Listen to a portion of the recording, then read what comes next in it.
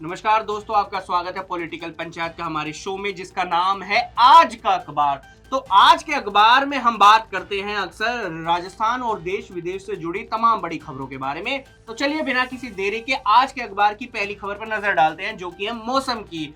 देखिए, राजस्थान से लेकर देश के कई शहरों में जो भयंकर गर्मी का प्रकोप है वो तो जारी हो ही चुका है, लेकिन राजस्थान की अगर मैं बात करूं तो जो पारा है वो 44 डिग्री के पार देखने को मिल सकता है। मौसम विभाग जयपुर केंद्र ने 24 अप्रैल से और ज्यादा हीट वेव का येलो अलर्ट जारी भी कर दिया गया है। वहीं श्रीगंगानगर सबसे ज्यादा गर्म रहा, लेकिन बीकानेर, जैसलमेर और बाड़मेर में भी कोई ज्यादा ठंडा नहीं रहा। वहीं मैं आपको बताना चाहूंगा कि ज्यादा से ज्यादा पानी पिए और जब भी बाहर निकले तो सर पर एक कपड़ा या फिर छतरी लेकर जरूर निकलिए। अब खबर बालोतरा से, जहां पीएम मोदी के दौरे से एक दिन पहले वीवीआई मंच पर युवक के चढ़ने के कारण पचपदरा एसएचओ अचला राम को निलंबित कर दिया गया है। बता दें कि युवक के मंच पर चढ़ने को पीएम की सुरक्षा में एक चूक माना गया और जोधपुर रेंज के आईजी ने एसएचओ को निलंबित करने के लिए आदेश जारी कर दिया।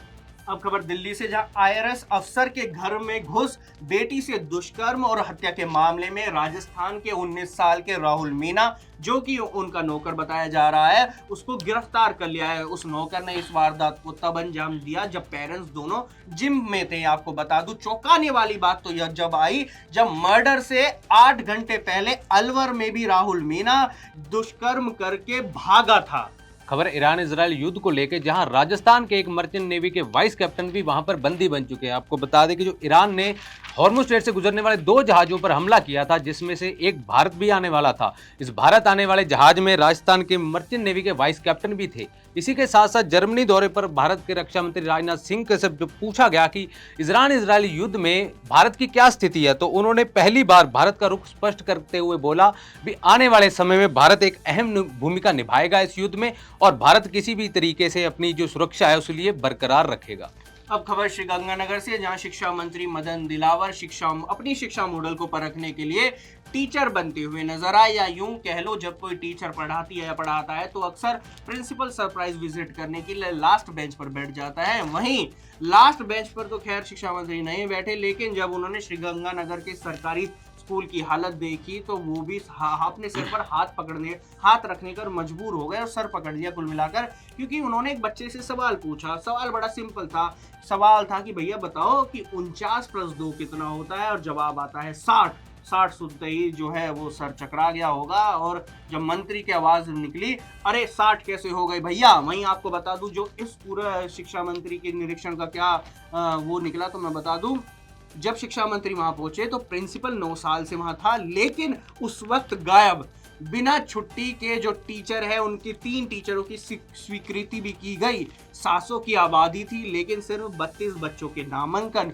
6 टीचर होने के बाद भी स्कूल में जो बच्चे हैं वो 49 + 2 नहीं बता पाए, यानी कि जो 6 टीचर होने के बावजूद जो पढ़ाई का स्तर है वो 0 निकला।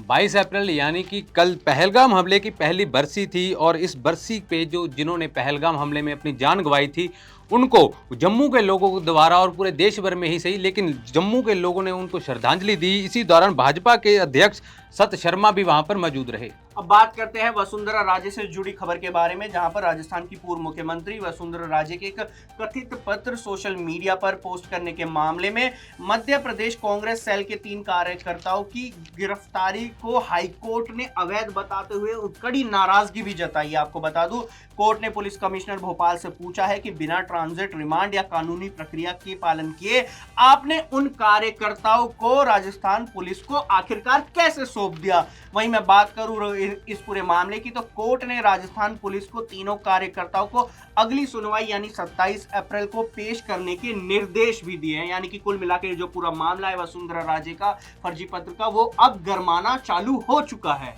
अब खबर चूरू से, जहां वीर योद्धा लेफ्टिनेंट जनरल सगत सिंह राठौड़ की प्रतिमा का कल आवरण हुआ। इस मौके पर लोकसभा अध्यक्ष ओम बिरला, राजस्थान सीएम भजनलाल शर्मा और राजेंद्र राठौड़ भी वहां पर मौजूद रहे। वहीं बात करूं मैं सीएम भजनलाल शर्मा की, तो इस दौरान जब वो चूरू में थे तो पचपदरा रिफाइनरी के लोकार्पण स्थगित होने पर उन्होंने कांग्रेस पर जमकर निशाना बोला। उनका कहना था कि 2013 में जब कांग्रेस की सरकार गिरने वाली थी तो आचार संहिता के महज 5 दिन पहले उन्होंने इसका लोकार्पण किया, लेकिन इसके बावजूद जो 4-5 साल तक है ये योजना है अटकती हुई नजर आई।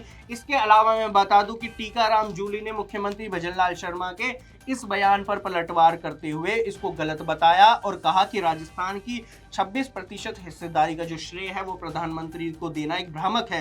ये हिस्सेदारी साल 2013 में ही तय हो चुकी थी और इसका उल्लेख उस समय के आधिकारिक रिकॉर्ड में मौजूद है। इसके अलावा उन्होंने मुख्यमंत्री को नसीहत देते हुए ये भी कहा कि सार्वजनिक मंच पर बोलने से पहले आपको विषय पर गहन अध्ययन करने की जरूरत है। अब खबर दिल्ली से, जहां महिला आरक्षण बिल को लेकर जो कांग्रेस मीटिंग करने वाली थी वहां पर सचिन पायलट और अशोक गहलोत का एक वीडियो काफी वायरल हो रहा है। आपको बता दें कि इस मीटिंग में जब सचिन पायलट और अशोक गहलोत इंदिरा भवन एक ही टाइम पर पहुंचे तो सचिन पायलट ने उनका स्वागत किया और उनसे हाथ में मिलाया। इसी के चलते अशोक गहलोत ने मजाक करते हुए मीडिया कर्मी को कहा कि जल्दी से इसका फोटो ले लो, और फिर लोग कहते हैं कि हमारी बनती नहीं है। चलो उनकी तो बनती नहीं है, लेकिन अब पश्चिम बंगाल चुनाव की मैं बात करूं तो पश्चिम बंगाल चुनाव के पहले जो है पहले चरण की 152 सीटों पर इस बार मुकाबला 2021 जैसा सीधा नहीं है। पहली बार केंद्रीय सुरक्षा बलों के जो सख्त पहरा वो लगा दिया गया है। तकरीबन 2.5 लाख जवान तैनात कर दिए गए हैं, बख्तरबंद वाहन सड़कों पर घूम रहे हैं। लेकिन ममता दीदी ने इस तैनाती को गलत बताते हुए कहा, नाराजगी जताते हुए कहा कि ये जो जवान तैनात आपने किए हैं क्या मुझे डराने के लिए किए हैं। वहीं उन्होंने ये भी कहा, मैं भाजपा से नहीं डरती, मैं देखना चाहती हूँ किसके पास ज्यादा ताकत है, बख्तरबंद वाहनों के पास या उनकी जनता के पास। पश्चिम बंगाल के साथ साथ आज तमिलनाडु में भी सारी की सारी 234 सीटों में इलेक्शन है। जहां पश्चिम बंगाल का जो चुनाव है वहां पर काफी सेना और फोर्स लगी हुई है, वहीं जो तमिलनाडु का जो इलेक्शन है ये काफी शांत तरीके से जा रहा है। आपको बता दें कि जो पश्चिम बंगाल में बीजेपी वर्सेस टीएमसी है उनका जो इतना जोरों शोरों से प्रचार चल रहा है, उनकी जो लड़ाई है वो काफी सामने आगे दिख रही है। लेकिन तमिलनाडु में जो वोटिंग का मॉडल है उस पर जो निर्धारित किया गया है, जो एक दूसरे पे पक्ष विपक्ष जो ताने मार रहा है वो है मॉडल बनाम मॉडल, यानी कि कौन सा मॉडल, कौन सी विचारधारा तमिलनाडु में आगे निकलेगी। आज मतदान जो तमिलनाडु में पूरी सीटों पर होगा, इसका रिजल्ट जल्द ही आएगा। अब बात करते हैं जेनजी आंदोलन से बनी सरकार के बारे में, जो कि है नेपाल की सरकार, जो कि अब गिरने की कगार पर दिखती हुई नजर आ रही है। दरअसल नेपाल में पीएम बालेन शाह की सरकार 1 महीने में ही विवादों में गिरती नजर आ रही है। करीब 26 दिनों में ही 2 मंत्रियों को पद छोड़ना पड़ा है। वहीं वित्तीय लेन देन, कारोबारी संबंधी और मनी लॉन्ड्रिंग से जुड़े आरोपों के बीच गृह मंत्री सुदन गुरंग ने बुधवार को इस्तीफा दे दिया।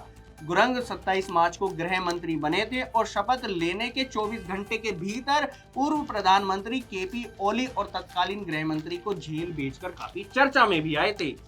जहां एक तरफ भाजपा कांग्रेस के खिलाफ सड़कों पर नारे लगा रही है, आंदोलन कर रही है कि कांग्रेस महिलाओं के खिलाफ है और ये महिला आरक्षण बिल विरोधी है, वहीं 33% आरक्षण की मांग लेकर कांग्रेस की करीब 10 लाख महिलाएं पीएम मोदी को पत्र जारी करेंगी।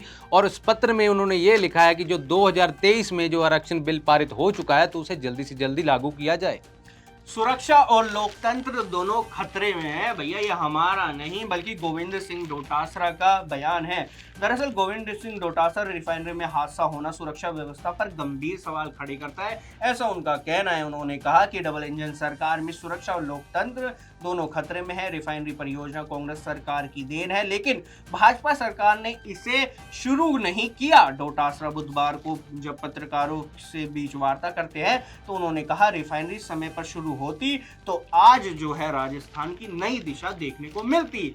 देखिए तो खबरों में आज बस इतना ही, कल फिर होगी मुलाकात, लेकिन तब तक के लिए देखते रहिए पॉलिटिकल पंचायत का शो जिसका नाम है आज का अखबार।